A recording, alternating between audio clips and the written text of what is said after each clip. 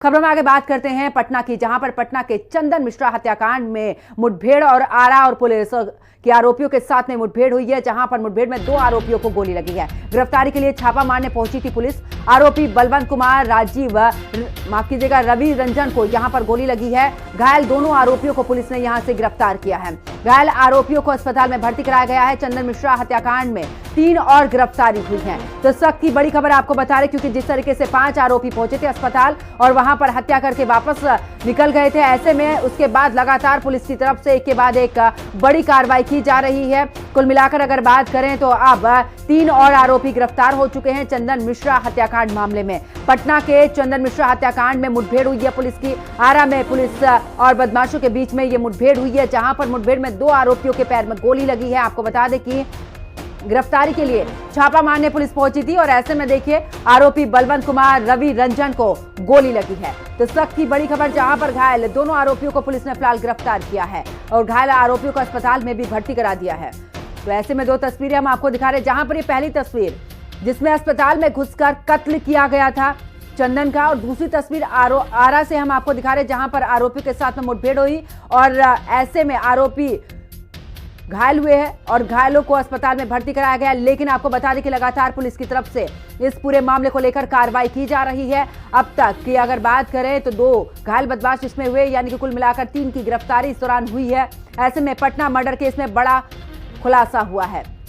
और ज्यादा जानकारी के लिए हमारे सहयोगी संजीव हमारे साथ में जुड़ चुके हैं। संजीव, अगर बात करें, क्योंकि देखिए कुल मिलाकर अब जिस तरीके से हत्या की गई वो तो प्रश्न चिन्ह बना हुआ ही है, लेकिन ऐसे में पुलिस की तरफ से लगातार कार्रवाई, आज तो मुठभेड़ भी हुई।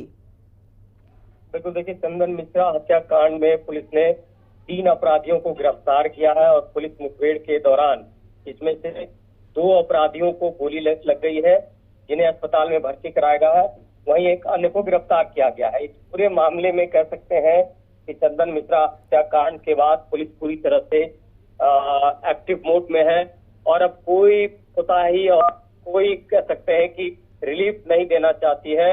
अपराधियों की धरपकड़ के लिए लगातार जो है अभियान जारी है और जिस तरह से ऑपरेशन लंगड़ा को कह सकते हैं, इसको इस ऑपरेशन लंगड़ा के तहत जो अपराधियों के हाथ और पैर में गोली मारी जा रही है, इससे साफ जाहिर है कि कहीं न कहीं अपराधी जो वांटेड क्रिमिनल्स हैं, जो शूटर्स हैं, उसको बिहार की पुलिस अब बख्शने नहीं जा रही है।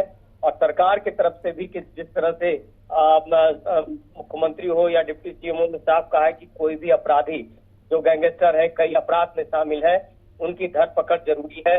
गुंडा कह सकते हैं डायरी में दर्ज नाम जिसके कई सारे अपराध में वो शामिल है, ऐसे इन अपराधियों को जो है पुलिस अब छोड़ने नहीं चाहती और यही कारण था कि चंदन मिश्रा हत्याकांड से जुड़े 3 आरोपियों को गिरफ्तार किया गया है और भी इसके जो है बता दें आपको कि और भी सुराग खंगाले जा रहे हैं।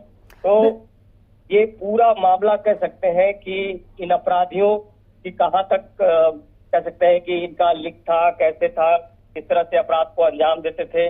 और बिहार में एसटीएफ और भोजपुर पुलिस के संयुक्त रूप से यह कार्रवाई की है और ये पूरा मामला बिहिया थाना क्षेत्र के पुलिस और अपराधियों के बीच मुठभेड़ का ये पूरा मामला है। तो कह सकते हैं कि पूरा बिहार कहीं न कहीं अपराधियों की धरपकड़ के लिए पुलिस जो है एक्टिव है और आगे अब देखना होगा कि जिस तरह से ये अपराध को रोकने के लिए पुलिस एक्टिव हुई है, आगे क्या कुछ होता है। इस हत्याकांड के अलावे जो भी लोग बिहार में अपराधी हिस्ट्री सीटर अपराधी है, उनको लेकर पुलिस किस तरह से एक्शन में आती है। बिल्कुल संजीव हमारे साथ